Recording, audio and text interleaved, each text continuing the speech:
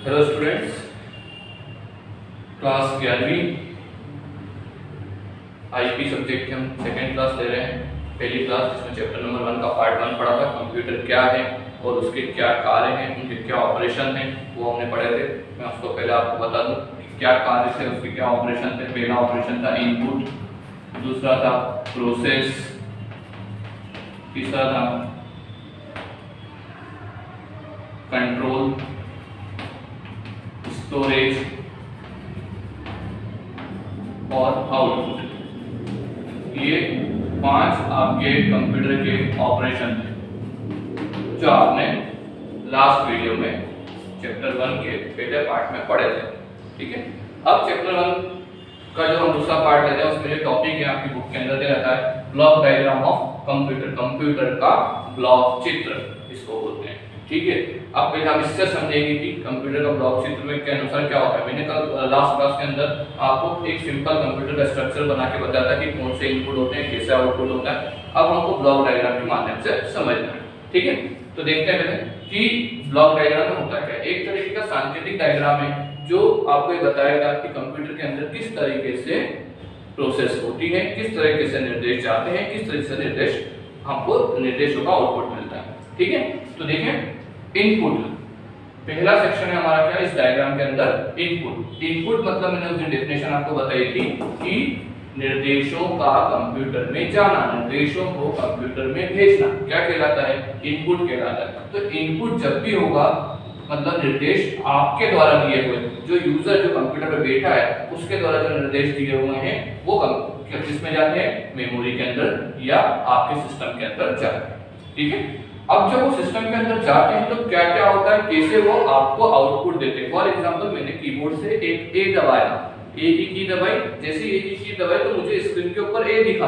तो ये प्रोसेस कितनी स्पीड में हुई आप देखिए। वो पहले कहां गया, पहले इनपुट से लेके यहाँ पे गया, इसके सारे काम निपटा और फिर आपको परिणाम दिया। यहाँ पे इनपुट मतलब निर्देशों को अंदर भेजना और आउटपुट मतलब मैंने आपको बताया था परिणाम प्राप्त होना, रिजल्ट मिलना।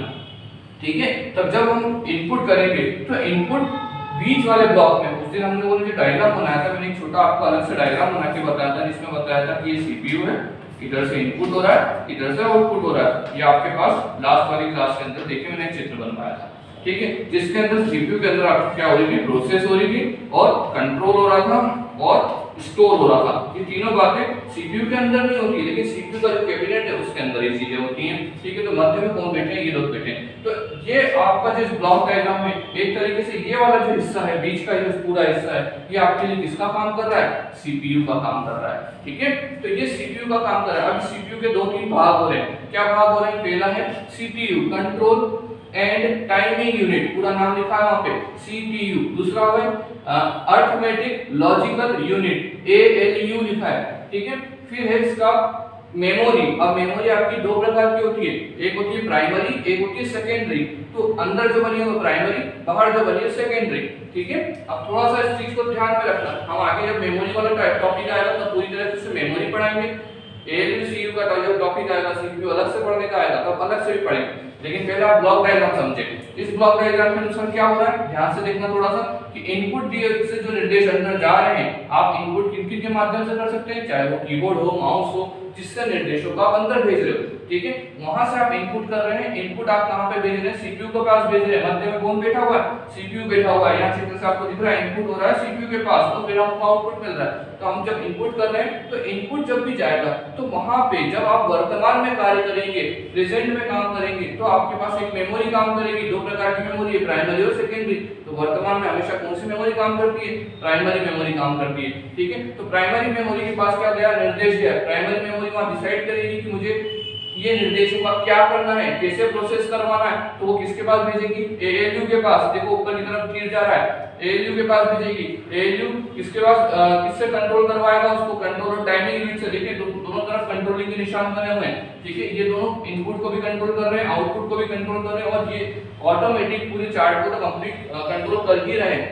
ठीक है। तो जब हम कंट्रोल यूनिट से उन सारी चीजों को कंट्रोल करवाएंगे तो यहाँ ये इन दोनों का काम क्या हो गया, कंट्रोल और टाइमिंग यूनिट जो एक ही समय पे इनपुट आउटपुट प्रोसेस सभी को क्या कर रही है, कंट्रोल कर रही है। ALU arithmetic logical unit, arithmetic मतलब होता है अंकगणित, लॉजिक मतलब होता है तार्किक और यूनिट मतलब आप सभी को पता है इकाई, ठीक है। तो अंकगणित तार्किक इकाई हिंदी में बोलते हैं एएलयू को, जो क्या कर रही है पूरे कंप्यूटर के अंदर जो निर्देश आ रहे हैं उनकी गणनाएं कर रही है, कैलकुलेशन कर रही है, अर्थमेटिक कैलकुलेशन लगा रही है वहां पे, और किसको दे रही है वापस से मेन मेमोरी को। मेन मेमोरी क्या कर रही है, अब आपको इसमें से कोई भी निर्देश को सेव करना है, स्टोर करना, तो हमेशा स्टोर कहाँ में होता है, सेकेंडरी मेमोरी में। यहाँ पे लिखा है प्राइमरी मेमोरी जो केवल वर्तमान में काम करती है कंप्यूटर को चलाने के लिए। जैसे आपको एग्जांपल के लिए बता दूं, रैम, रैम एक प्राइमरी मेमोरी है, रैम का नाम आप सबने सुना है, ठीक है, वो प्राइमरी मेमोरी है। ये जहां हम लोग बोलते हैं मोबाइल के अंदर रैम अच्छी रखोगे स्पीड अच्छी मिलेगी, क्यों बोलते हैं, क्योंकि वो वर्तमान में काम करती है, ठीक है। तो प्राइमरी मेमोरी को, सेकेंडरी मेमोरी कौन सी होती है, जो जिसमें डेटा सेव होता है, जैसे आपकी इंटरनल मेमोरी जिसको आप बोलते हो, ठीक है, या हार्ड डिस्क जिसको हम बोल सकते हैं। इसके अलावा CD, DVD, pen drive, SD card, memory card, ये सभी क्या होते हैं, सेकेंडरी में डिवाइस होते हैं। आगे जब हम मेमोरी पूरा पढ़ेंगे टॉपिक तब हम उसको और क्लियर करेंगे। तो सारा डेटा कहां सेव होगा, सेकेंडरी मेमोरी में। वो वर्तमान में कहां काम होगा, यहाँ पर। जब भी आपको जरूरत होगी उस निर्देशों की, हम वापस किसके पास लाएंगे, प्राइमरी के पास लाएंगे, और फिर आउटपुट के रूप में कहां से निकलेगा आउटपुट, प्राइमरी से ही निकलेगा, मतलब मेन मेमोरी। प्राइमरी मेमोरी को मेन मेमोरी भी बोलते हैं। मेन मेमोरी से निकल के आपके पास क्या आएगा, आउटपुट आएगा। अब आउटपुट चाहे वो स्क्रीन के ऊपर आए, ठीक है, चाहे प्रिंटर के माध्यम से कागज निकले, चाहे स्पीकर के माध्यम से साउंड निकले, ये सभी आउटपुट में आते हैं, ठीक है। इनपुट के माध्यम बहुत सारे हैं, जैसे कीबोर्ड है, माउस है, ठीक है, माइक है, कैमरा है, ये सब इनपुट है, ये सब निर्देशों को अंदर भेजते हैं, ठीक है, जो काम इसके अंदर आपको प्रोसेस करवाते हैं। प्रोसेस के लिए आपके पास कितनी चीजें हो रही है, CPU, ALU, primary memory, secondary memory, ये सभी तो है, ये पूरे मिलके क्या बनाते हैं, एक सीपीयू का निर्माण करते हैं, ठीक है। तो ये एक डायग्राम है जो आपकी किताब में भी है, एग्जाम में पूछा जाता है, कंप्यूटर का ब्लॉक डायग्राम बताइए, उसके कार्य या ऑपरेशन बताइए। तो ऑपरेशन मैंने पहली क्लास में आपको बताई थी। अब आपको अगर ऑपरेशन से इसको मिलान करना है कि हमारा डायग्राम के अनुसार या ये जो ऑपरेशन हमने बताया वो डायग्राम के अनुसार मिल रहे हैं या नहीं मिल रहे, तो देखिए इनपुट, प्रोसेस, कंट्रोल, स्टोरेज, ये तीनों काम एक साथ होंगे। यहाँ पे ये पूरे के अंदर क्या हो रही है, प्रोसेस हो रही है, कंट्रोल हो रहा है, स्टोर भी हो रहा है, दिख रहा है यहाँ पे कंट्रोल हो रहा है, यहाँ पे स्टोर हो रहा है। कंट्रोल क्यों कर रहे हैं, क्योंकि हम एक समय में एक से ज्यादा निर्देश दे सकते हैं। मैंने लास्ट क्लास में भी आपको बताया था कि एक समय में एक से ज्यादा निर्देश अगर हम देते हैं तो इतने सारी चीजों को कंट्रोल करना है। डॉटेड लाइन जितनी भी कंट्रोलिंग की लाइन है, ये किसको कंट्रोल कर रही है, इनपुट को, आउटपुट को, और पूरे सीपीयू को कंट्रोल कर ही रही है, मेमोरी को कंट्रोल कर रही है। यहाँ पे आपको निशान बना हुआ है, आपकी बुक के अंदर भी आप देखें, ठीक है। तो ये पूरी तरीके से आपका ब्लॉक डायग्राम कंप्लीट होता है। तो ब्लॉक डायग्राम केवल बनाना होता है, अगर आप इसको पूरा डिटेल में करेंगे तो डिटेल आप इन ऑपरेशनों के माध्यम से ही कर सकते हैं, ठीक है।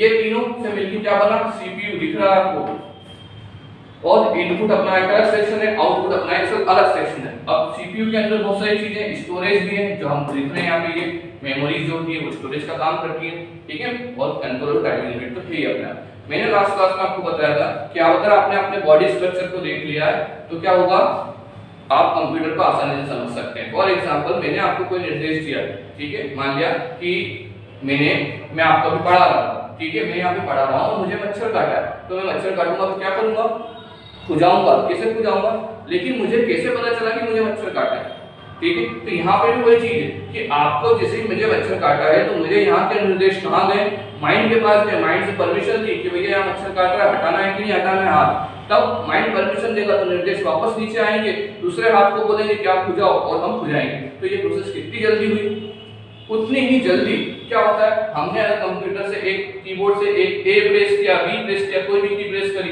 वो अंदर गई, इन सबसे निर्देशों का पालन किया, इनसे परमिशन ली, जो सेव होना था सेव हुआ, और सेव होने के बाद कहाँ गया, आउटपुट के रूप में आपको परिणाम स्क्रीन पे दिखता है। तो कितनी स्पीड में दिखता है वो आप जानते हैं, उतनी स्पीड में हम लोग हमारे बॉडी से भी रिएक्शन लेके आते हैं, ठीक है। तो ये सभी चीज क्या हो रही है, मतलब आपका कंप्यूटर का जो मस्तिष्क है वो कौन है, अकेला सीपीयू, यहाँ पे आपको दिख रहा है, ये अकेला सीपीयू क्या है, आपका मस्तिष्क है, ये मान के चले, ठीक है। तो ये कंप्यूटर का ब्लॉक डायग्राम है जो आपको समझ में आया होगा, ठीक है।